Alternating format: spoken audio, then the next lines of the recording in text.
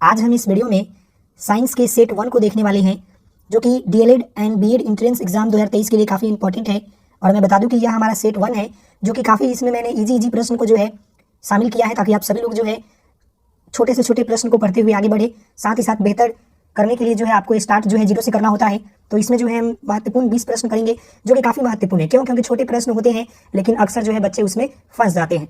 तो आप सभी लोगों से निवेदन है कि वीडियो को पूरा देखिएगा। साथ ही साथ जो है कमेंट करके नीचे बताइएगा कि आपके कितने मार्क्स आ रहे हैं, और बेहतर तैयारी करने के लिए जो है आप हमसे जुड़ सकते हैं। तो चलिए प्रश्न के ऊपर। पहला प्रश्न यहाँ पर है कि कार्य का मात्रक है। जो कार्य होता है उसका मात्रक क्या होता है? जूल, न्यूटन, डायन, वाट। बताएं क्या होता है? तो देखिए, कार्य का जो मात्रक होता है वो आपका क्या होता है? वर्क का जो होता है वो आपका जूल होता है। तो इसका आंसर क्या हो जाएगा? ऑप्शन आपका ए हो जाएगा। समझ में आ गया? अगला यहाँ प्रश्न है कि प्रकाश वर्ष की इकाई क्या है? जो आपका प्रकाश वर्ष होता है उसकी इकाई क्या होता है? यहाँ पर ऑप्शन देखिए, दूरी, समय, धारा, प्रकाश। बताइए क्या होता है? तो देखिए, प्रकाश वर्ष की जो इकाई होती है वो आपका जो होता है दूरी होता है। क्या होता है? दूरी। तो इसका आंसर क्या हो जाएगा? ऑप्शन आपका ए हो जाएगा। समझ गए? अगला यहाँ प्रश्न है कि फोर्स मतलब कि बल। यहाँ देखिए, बल का एसआई यूनिट क्या होता है? ऑप्शन यहाँ पर है क्या? केल्विन, न्यूटन, वोल्ट, और यहाँ पर पास्कल। तो बताएं क्या होता है? जो आपका फोर्स होता है ना, तो फोर्स का एसआई यूनिट क्या होता है? वो होता है आपका न्यूटन। तो इसका आंसर क्या हो जाएगा? ऑप्शन आपका बी हो जाएगा। समझ गए? अगले प्रश्न की ओर बढ़े तो देखिए, अगला प्रश्न यहाँ पर है, बीसी प्रश्न करेंगे, जो कि इंपॉर्टेंट है और जीरो से स्टार्ट हो रही है। पहली सेट है ये आपका। यहाँ देखिए, अगला यहाँ प्रश्न है कि पारसेक इकाई है। बताएं पारसेक जो है किसकी इकाई है? यहाँ पर ऑप्शन देखिए, दूरी का, समय का, चुंबकीय बल का, प्रकाश का। तो मैं आपको बता दूं कि जो आपका पारसेक है वह जो है दूरी का जो है इकाई है। किसका है? दूरी का। तो इसका आंसर क्या हो जाएगा? ऑप्शन आपका ए हो जाएगा। अगला यहाँ पर 5 नंबर प्रश्न है कि देखिए, पास्कल का एसआई इकाई क्या होता है? जो आपका ये पास्कल है, इसका एसआई इकाई जो है क्या होता है? ऑप्शन यहाँ पर देखिए, ए नंबर आर्द्रता, दाब, फिर यहाँ पर वर्षा, फिर यहाँ पर तापमान। बताएं क्या होता है? तो देखिए, जो आपका पास्कल है उसका जो एसआई इकाई होता है वो होता है दाब। समझ गए? तो इसका आंसर क्या हो जाएगा? ऑप्शन आपका बी हो जाएगा। समझ गए? अगला यहाँ प्रश्न 6 नंबर है कि कैंडेला किसका मात्रक है? जो आपका कैंडेला है वो किसका मात्रक है? यहाँ पर है ज्योति फ्लक्स, ज्योति प्रभाव, ज्योति दाब और ज्योति तीव्रता। समझ गए? तो बताएं किसका होता है? तो मैं आपको बता दूं कि कैंडेला जो है वो ज्योति तीव्रता का जो है क्या है कि एसआई मात्रक है। तो इसका आंसर क्या हो जाएगा? ऑप्शन आपका डी नंबर हो जाएगा। समझ गए? अगले प्रश्न की ओर बढ़े तो यहाँ देखिए, अगला प्रश्न यहाँ पर आपका 7 नंबर है। वो बोल रहा है कि ऊर्जा का एसआई मात्रक क्या होता है? बताएं ऊर्जा का एसआई मात्रक क्या होता है? यहाँ पर बताएं। यहाँ पर ऑप्शन देखिए, जूल है, न्यूटन है, हर्ज है, पास्कल है। तो देखिए, मैं आपको बता दूं कि ऊर्जा का जो आपका एसआई मात्रक होता है वो होता है जूल। समझ गए? और वर्क आपका ऊपर भी था एक और, मैंने बताया था कि कार्य का भी जो होता है जूल होता है, और ऊर्जा का भी जो होता है जूल होता है। याद रखिएगा। समझ गए? वर्क का जूल और फिर आपका जो है यहाँ पर एनर्जी का जूल, दो चीज सेम होता है, याद रख लीजिएगा।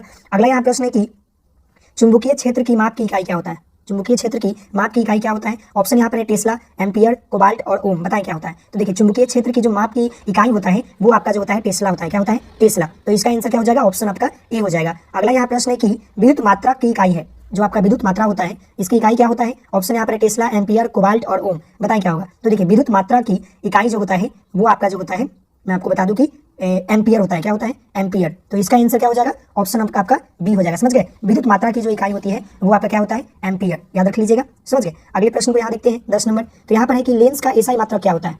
तो लेंस का जो है आपका एसआई मात्रक जो होता है वो होता है आपका डायोप्टर। समझ गए? लेंस का एसआई मात्रक डायोप्टर। तो इसका आंसर क्या हो जाएगा? ऑप्शन आपका डी हो जाएगा। समझ गए? अगले प्रश्न की ओर बढ़े तो यहाँ देखिए, अगला प्रश्न यहाँ पर है कि ध्वनि की तीव्रता की मापने की इकाई क्या होता है? ध्वनि की तीव्रता की मापने की इकाई क्या होता है? ऑप्शन है टेस्ला, एम्पियर, कोबाल्ट और डेसिबल। तो देखिए, ध्वनि को मापने की तीव्रता का जो इकाई होता है ना वो होता है डेसिबल। डेसिबल। समझ गए? तो इसका आंसर क्या हो जाएगा? ऑप्शन आपका डी हो जाएगा।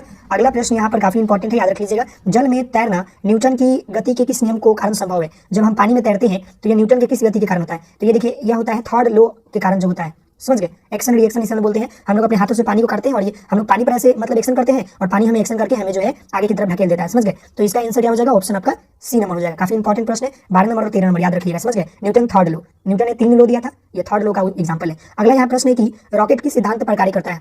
यहाँ पर ऑप्शन आपका है कि न्यूटन का द्वितीय नियम, न्यूटन का प्रथम नियम, न्यूटन का द्वितीय नियम और आर्किमिडीज का नियम। तो देखिए, न्यूटन का यहाँ पर जो है आपका तृतीय नियम हो जाएगा। यहाँ पर द्वितीय 2 बार लिखा गया है, इसको यहाँ पर काट दीजिएगा और यहाँ पर थर्ड कर लीजिएगा। तो इसका भी आंसर क्या हो जाएगा? ऑप्शन आपका सी हो जाएगा। रॉकेट का सिद्धांत जो है न्यूटन के तृतीय नियम पर जो है कार्य करता है। समझ गए? इसका आंसर क्या हो जाएगा? ऑप्शन आपका सी हो जाएगा। काफी इंपॉर्टेंट। नेक्स्ट यहाँ पर 14 नंबर प्रश्न है कि दाब बढ़ने पर बर्फ का गलनांक क्या होता है? दाब बढ़ता है तो बर्फ का गलनांक जो होता है क्या होता है? ऑप्शन देखिए, अपरिवर्तित रहता है, घटता है, बढ़ता है कि बराबर रहता है? तो देखिए, दाब बढ़ने पर जो है बर्फ का गलनांक जो होता है घटता है। समझ गए? तो इसका आंसर क्या हो जाएगा? ऑप्शन आपका बी हो जाएगा। समझ गए? अगला यहाँ प्रश्न आपका है कि जल का घनत्व जो है अधिकतम तथा आयतन न्यूनतम होता है कितने डिग्री सेल्सियस पर। तो जो आपका जल का डेंसिटी होता है आपका अधिकतम और आयतन जो है न्यूनतम जो होता है 4 डिग्री सेल्सियस पर होता है। तो यहाँ पर क्या हो जाएगा कि इसका आंसर ऑप्शन आपका ए हो जाएगा। समझ गए। अगला प्रश्न काफी इंपॉर्टेंट, ये भी इंपॉर्टेंट है, सभी प्रश्न इंपॉर्टेंट है, समझ रहे हैं। ये भी आपका इंपॉर्टेंट है, क्यों? क्योंकि प्रश्न बार बार पूछा जाता है कि वर्षा की छोटी छोटी बूंदे जो होती है गोलाकार क्यों होती है, किसके कारण होती है वर्षा की छोटी छोटी बूंदे। यहाँ पर ऑप्शन है पृष्ठ तनाव के कारण, आर्द्रता के कारण, घनत्व के कारण, नॉन ऑफ दीज। तो देखिए इसका आंसर हो जाएगा ऑप्शन आपका ए कि जो वर्षा की बूंदे होती है छोटी छोटी गोलाकार होती है वो पृष्ठ तनाव के कारण होती है। किसके कारण? पृष्ठ तनाव के कारण। तो इसका आंसर ऑप्शन आपका ए हो जाएगा। अगले प्रश्न की ओर बढ़ते हैं। तो यहाँ देखिए अगला प्रश्न यहाँ पर काफी इंपॉर्टेंट, ये भी प्रश्न बार बार एग्जाम में पूछा लिया जाता है कि निकट दृष्टि दोष को दूर करने के लिए, निकट दृष्टि दोष को दूर करने के लिए किस लेंस का प्रयोग किया जाता है। तो देखिए निकट बोले तो निकट मतलब कि हम लोग जब अ आ पढ़ते हैं, जब स्वर वन पढ़ते हैं अ से अ तक, देखिएगा अ से अ तक, तो निकट मतलब कि अ से स्टार्ट होगा और दूर का मतलब कि क ख ग वाला में दूर का मतलब कि अ पहले आता है और ऊ मतलब बाद में आता है उत्तल। समझ गए। तो निकट है तो यहाँ पर अ से स्टार्ट होगा, मतलब कि अवतल लेंस की जरूरत होती है इसको दूर करने के लिए। समझ गए। और यहाँ पर देखिए अगला प्रश्न 18 नंबर यहाँ क्या बोला है, दूर दृष्टि दोष। तो दूर के लिए हम क्या बोले हैं, पहले तो अ आता है तो अ वाला तो होगा नहीं, फिर यहाँ पर गोलाकार लेंस तो नहीं होगा, बेलना